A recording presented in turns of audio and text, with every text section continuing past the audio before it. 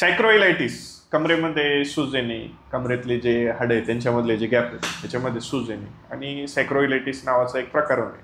ह्याच्यामध्ये काय होतं तर कमरेत दुखतं, पायात दुखतं, चालायला उठायला बसायला त्रास होतो. तर अशा आजाराशी लढत असणाऱ्या एका पेशंटसोबत आपण आता चर्चा करूयात. सर, सर्वप्रथम नमस्कार. आपल्याला काय काय त्रास होत होता सर? मला सर पूर्ण कमरेपासून आहे ना पूर्ण दुखत होतं आणि पूर्ण सायक्रोलिकचा त्रास सांगितला होता मला. नाशिकमध्ये भरपूर दवाखान्यात मी गेलो ना, त्या टायमाला त्यांनी मला हा असा प्रॉब्लेम सांगितला. MRI वगैरे काढले होते. म्हणजे मला कुठं फरक पडला नाही, काहीच नाही, काही नाही.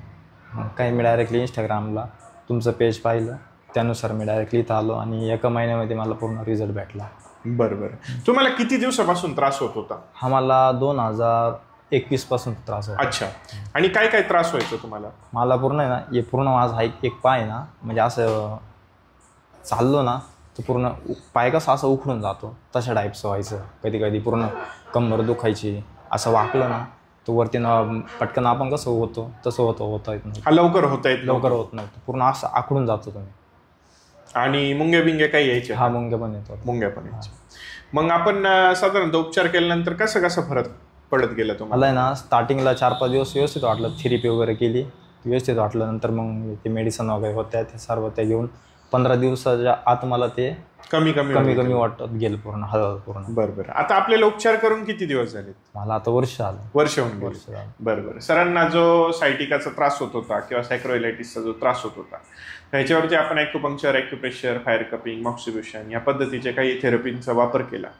सोबत काही नैसर्गिक उपाय सुचवले, काही खाण्यापिण्याचे पथ्य दिले आणि पेशंट आज आनंदी आहे, बरं वाटतंय, चांगलं वाटतंय.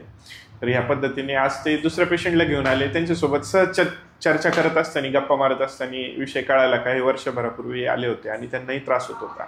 आम्ही त्यांना रिक्वेस्ट केली की आम्हाला छोटासा अभिप्राय द्या आणि त्यांनी तो दिला. आपल्यालाही जर का असा त्रास होत असेल तर एकदा ऑपरेशन करण्यापूर्वी निसर्गोपचार करून पहा. नक्कीच परमेश्वर कृपेने आणि नैसर्गिक उपचाराने आपल्याला आराम हा मिळून जाईल. आमचा जो पत्ता आहे तो गॅलेक्सी निसर्गोपचार केंद्र, तालुका राहुरी, एस टी स्टँडच्या समोरच आहे गॅलेक्सी निसर्गोपचार केंद्र म्हणून, जिल्हा अहिल्यानगर. तर आणि शिर्डी आणि शिंगणापूर ह्याच्या मधोमध येतं. तर आपल्याला जर का कुठून लांबून येत असाल, समजा बरेचसे लोक सोलापूर, कोल्हापूर, पुणे, नागपूर इकडून येतात, त्यांना लोकेशन माहिती नसतं. तर एकदम सोपं आहे. शिर्डीपासून 35-40 किलोमीटर आहे आणि शनिदेव जो शिंगणापूर आहे इथून साधारणतः 15-20 किलोमीटर आहे. यांच्या मधोमधच आहे आपलं राहुरी म्हणून तालुका आहे आणि त्या राहुरी तालुक्याच्याच ठिकाणी आपलं आहे गॅलेक्सी निसर्गोपचार केंद्र. दररोज चालू असतं सकाळी 10 ते 3. गुरुवारी सुट्टी असते, तर गुरुवार सोडून या. या पद्धतीने आपल्याला त्रास असेल तर नक्कीच एकदा व्हिजिट द्या. धन्यवाद.